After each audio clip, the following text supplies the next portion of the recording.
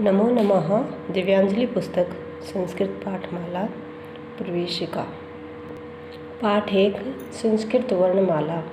संस्कृत वर्णमाला में हमने पढ़ा था कि वर्ण किसे कहते हैं, वर्णमाला क्या होती है और वर्ण के कितने भेद होते हैं। तो हमने वर्ण के 2 भेद पहले वाले दिन हम पढ़ चुके हैं। कौन कौन से? स्वर और व्यंजन।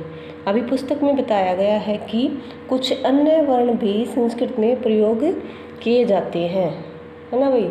हमने स्वर की डेफिनेशन पढ़ ली और व्यंजन की पढ़ी है। तो आज हम पढ़ेंगे अयोगवाह और संयुक्त वर्ण। अयोगवाह किसे कहते हैं? जो वर्ण न तो स्वर है और न ही व्यंजन, कि जो वर्ण ना तो स्वर होते हैं और न ही व्यंजन होते हैं, उन्हें क्या कहते हैं? अयोगवाह कहते हैं। और इनको किसके द्वारा? इनको चिन्हों के द्वारा। इनके क्या होते हैं? चिन्ह होते हैं। चिन्हों के द्वारा इनको प्रकट किया जाता है, यानी कि चिन्ह के द्वारा इनको दिखाया जाता है। जैसे देखो, फिर अयोगवाह को हम 2 भागों में बांट देते हैं। एक क्या हो गया? अनुस्वार, और एक क्या हो गया? विसर्ग, है ना। अनुस्वार और विसर्ग, यानी कि अयोगवाह को 2 भागों में बांटा। एक हो गया अनुस्वार, एक हो गया विसर्ग।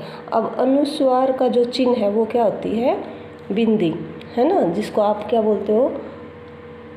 अंकी बिंदी, है ना। तो ये क्या होता है? बिंदी का जो चिन्ह है वो क्या है? अनुस्वार है। जैसे देखो, अंश, पंकज, तो अंश के ऊपर अ के ऊपर जो बिंदी लगी है वो क्या है? अनुस्वार है, और उसका चिन्ह क्या है? ऐसे बिंदी। ऐसे ही फिर क्या है? विसर्ग। संस्कृत में विसर्ग का बहुत महत्व है। जो ये 2 बिंदी लगाई जाती हैं इनको क्या कहते हैं? विसर्ग कहते हैं।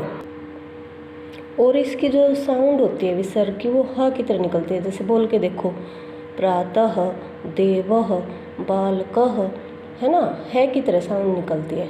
तो अयोगवाह क्या हो गए? जो न तो स्वर है और न ही व्यंजन, उन्हें क्या कहते हैं? अयोगवाह कहते हैं। और इसके पार्ट यहाँ पर पुस्तक में 2 दिए गए हैं, अनुस्वार और विसर्ग। अनुस्वार और विसर्ग को स्वरों के साथ ही प्रयोग किया जाता है भाई। उसके बाद है संयुक्त वर्ण। संयुक्त का अर्थ होता है, संयुक्त नाम से ही पता चल रहा है, संयुक्त यानी कि जब 2 चीज़ों को मिलाया जाता है, जैसे 2 वर्णों को मिलाया जाएगा यहाँ पर, तो 2 व्यंजनों को मिलाकर जो व्यंजन बनते हैं उन्हें संयुक्त वर्ण कहते हैं। जब 2 व्यंजनों को आपस में मिला दिया जाएगा तो जो व्यंजन बनेगा उसे क्या कहेंगे? संयुक्त वर्ण कहेंगे। क्ष, त्र, ज, श्र, क्ष, क प्लस श, 2 वर्णों को मिलाया तो क्या बना? क्ष। तो ये क्या हो गया? संयुक्त वर्ण। ऐसे ही त्र, त प्लस र से क्या बना? त्र। फिर है ज प्लस य, तो क्या बना? ज। ये ज्ञ नहीं होता, ये क्या होता है? ज होता है। हम पढ़ते आए हैं अभी तक, ज्ञान नहीं, विज्ञान नहीं, ये ज होता है। जैसे विज्ञान, ज्ञानी, ठीक है भाई। ज प्लस य, ज बनेगा। फिर है श, श प्लस र, क्षत्र, ज, श्र, ये क्या हो गए? संयुक्त वर्ण हो गए। जब 2 व्यंजनों को मिलाकर व्यंजन बनते हैं तो उन्हें संयुक्त वर्ण कहते हैं। फिर है वर्ण संयोजन या वर्ण संयोग। स्वर एवं व्यंजनों को आपस में जोड़ने की जो प्रक्रिया है, देखो, स्वर और व्यंजन को आपस में जोड़ने की प्रक्रिया को हम क्या कहेंगे? वर्ण संयोजन या वर्ण संयोग कहेंगे। देखो, उदाहरण के माध्यम से समझते हैं। ये देखो, ये क्या है? व्यंजन, ये स्वर, व्यंजन, स्वर, व्यंजन, स्वर। ये प्रक्रिया चल रही है संयोजन की। तो ये जो बालक बना, ये क्या है? वर्ण संयोजन का उदाहरण है। और ये प्रक्रिया चली, तो इस प्रक्रिया को हम क्या कहेंगे? वर्ण संयोजन कहेंगे। तो ये क्या बन गया? बालक। बालक वर्ण संयोजन का उदाहरण है। स्वर एवं व्यंजनों को आपस में जोड़ने की प्रक्रिया को क्या कहेंगे? वर्ण संयोजन कहते हैं। अभी है वर्ण विच्छेद। जो जहाँ पर वर्णों का आपस में जुड़ाव हो रहा था वहाँ तो था संयोजन। अब जब स्वर और व्यंजनों को अलग कर दिया जाएगा, अलग करने की प्रक्रिया को हम क्या कह देंगे? वर्ण विच्छेद करना कहेंगे। देखो, पुस्तक है, है ना, ये संयोजित रूप में है। यहाँ पर हमने इसका क्या कर दिया, विच्छेद कर दिया, तो ये क्या हो गया, वर्ण विच्छेद या वर्ण वियोजन। तो समझ में आया। ये जो अलग अलग जो व्यंजन और स्वर लिखे गए हैं इनको क्या कहेंगे, अलग अलग लिखने की प्रक्रिया को विच्छेद, और जो जब हम इनको इकट्ठा करके लिख देते हैं तो ये संयोजन। सिंपल सी बात है, इसी से समझ में आ जाएगा, विच्छेद और संयोजन से। ठीक है, तो वर्ण संयोजन स्वर एवं व्यंजनों को आपस में जोड़ने की प्रक्रिया, और जब इनको अलग करने की प्रक्रिया होती है उसे वियोजन कह देंगे। तो ये प प्लस उ प्लस स प्लस त प्लस अ प्लस क प्लस अ, ये देखो अलग इसका टुकड़ा टुकड़ा करके इसको लिखा गया है ना, इसको खंडित किया गया है, तो ये विच्छेद हो गया और ये संयोजन हो गया। ठीक है भाई। उसके बाद है विशेष दिया गया है। विशेष बुक में दिया जाता है ताकि बच्चे इस बात का ध्यान रखें, इसलिए दिया गया है। स्वरों का उच्चारण स्वतंत्र रूप से किया जाता है, परंतु व्यंजनों के उच्चारण के लिए स्वरों की सहायता लेनी पड़ती है। ये तो हम स्वर और व्यंजन की परिभाषा में पढ़ चुके हैं, तो ये याद रखने योग्य बातें हैं कि जो स्वर होते हैं वो स्वतंत्र रूप से उच्चरित किए जाते हैं। और क्या है नेक्स्ट, री री ग से शब्द प्रारंभ नहीं होते। जो ये रील री अंग और यह है, इनसे शब्द शुरू नहीं होते बल्कि इनका प्रयोग बीच में किया जाता है।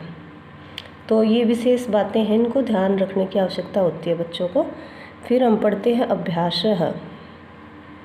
रिक्त स्थानानि पूरयत, रिक्त स्थानों की पूर्ति कीजिए। वर्णों के समूह को आप पढ़ते आए हो, अपने आप से बच्चों आप आंसर देंगे। वर्णों के समूह को क्या कहते हैं, वर्णमाला। संस्कृत भाषा की लिपि क्या है, देवनागरी है ना। हिंदी और संस्कृत की लिपि क्या है, देवनागरी। संस्कृत वर्णमाला में कुल कितने स्वर होते हैं, कल पढ़ा था, हाँ 13 स्वर होते हैं। ये अभ्यास तो आप इजीली कर लोगे क्योंकि अभी जो पढ़ा है वही सब पूछा गया है। स्वर और व्यंजनों को आपस में जोड़ने की प्रक्रिया को क्या कहेंगे, वर्ण संयोजन। संस्कृत में व्यंजनों की कुल संख्या 33 है, हमने पहले वाले दिन पढ़ा था ये। फिर है स्वर व्यंजनानि पृथक पृथक लिखत, स्वर और व्यंजनों को अलग अलग करके लिखिए। जैसे दिया गया है ब अ श ए ल ओ उ ह ए ज ग ई। तो आ स्वर है, ए स्वर है, ओ स्वर है, उ स्वर है, ए स्वर है, ई स्वर है। बाकी जो बच गए वो क्या है, व्यंजनानि, व्यंजन है।